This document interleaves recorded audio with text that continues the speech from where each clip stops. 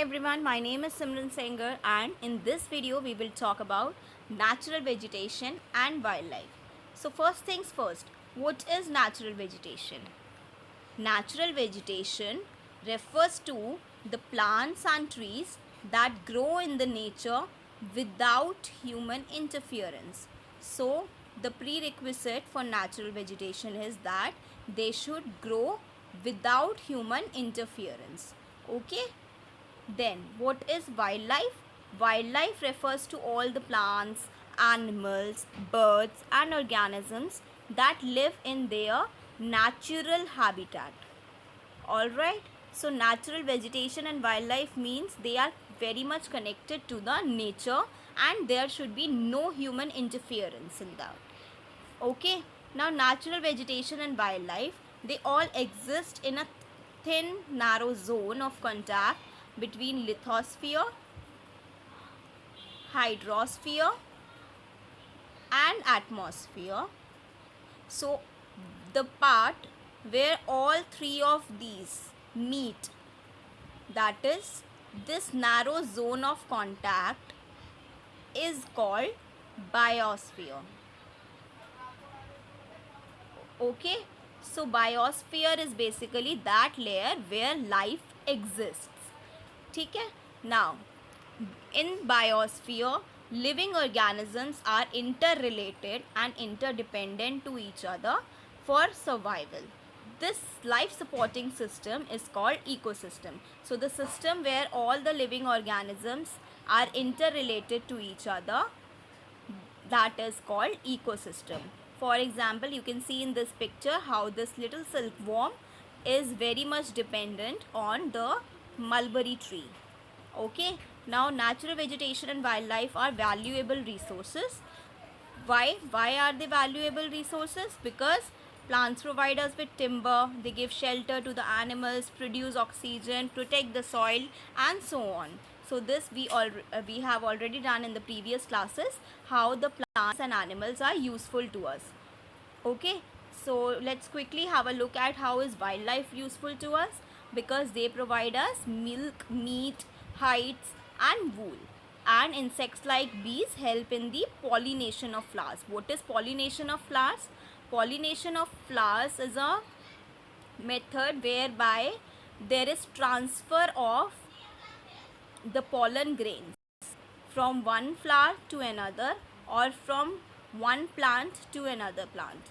Okay, so bees and insects, they help in the pollination of flowers. Now,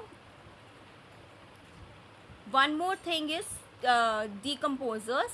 Decomposers, they feed on the dead and decaying matter, and therefore they are called scavengers and they are called the vital cleanser of the environment. So this is the use of wildlife.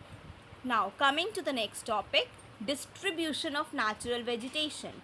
So what is meant by distribution of natural vegetation? That means in which areas do we find the different types of natural vegetation. So what are the different types of natural vegetation?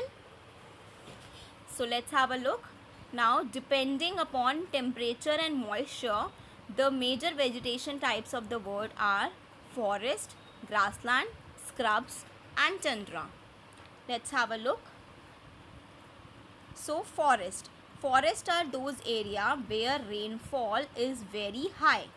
Okay, then grasslands are those areas where rainfall is moderate. That means not too high and not too low. Then comes scrubs are basically the thorny plants that grow in the desert and they have a waxy texture to the leaves. Also, that is because to protect the loss of transpiration.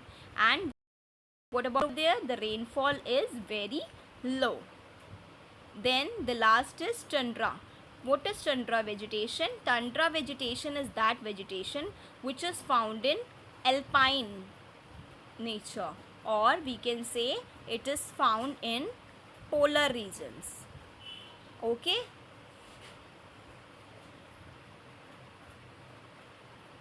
So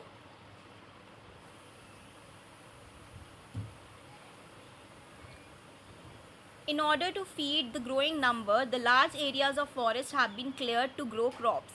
We already know that forests are vanishing very rapidly in the world, and there is an urgent need to conserve this resource. So let's have a look at the conservation of wildlife and natural resources.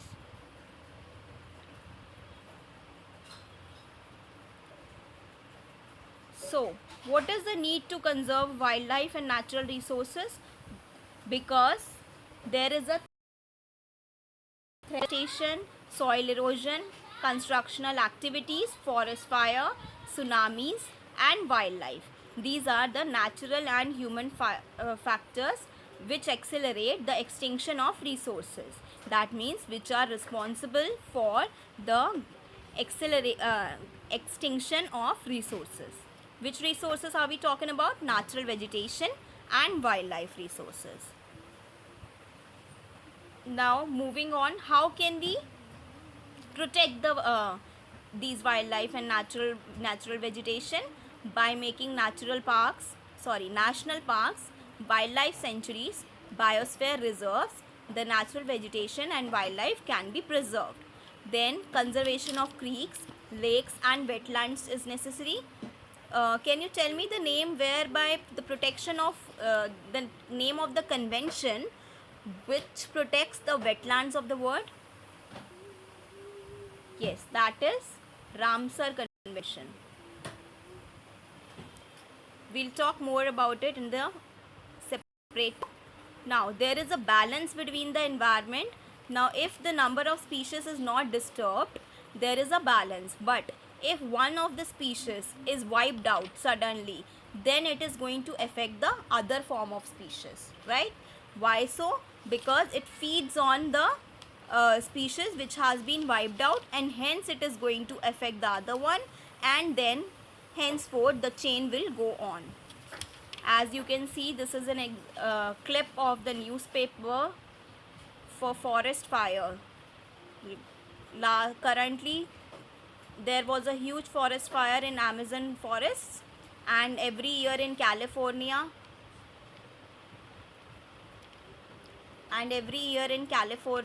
Australia, there are wild fires that go on. So that's why we need to protect our environment. What else can we do apart from national parks and wildlife sanctuaries? We can make awareness programs like social forestry, Van Mahotsav. These should be done at community level, at school level, and even at individual level too. So many countries have also passed laws against the trade as well as the killing of animals in India. In India also, the killing of animals like lions, tigers, great Indian bustard, peacocks, this is all illegal. Okay, now there is an international convention called CITES. CITES, CITES. What is CITES? CITES is an international convention that was established. It lists several species of animals and birds in which the trade is prohibited, that is banned. Prohibited means banned. So let's have a look at CITES. CITES Convention on International Trade in Endangered Species of Wild Fauna and Flora. It's an international agreement between various governments of the world. So what is its aim? It aims at ensuring that the international trade in specimens of wildlife does not threaten the survival. So basically it deals with the prohibition of trade of wild animals. So roughly 5,000 species of animals and 28,000 species of plants are protected. Some of the examples are dolphins, cacti, corals, orchids, aloes, etc. Okay, so this completes the chapter. We are done with the chapter land, soil, water, natural vegetation and wildlife resources. I hope you find this video useful. Please don't forget to give it a thumbs up. Thank you.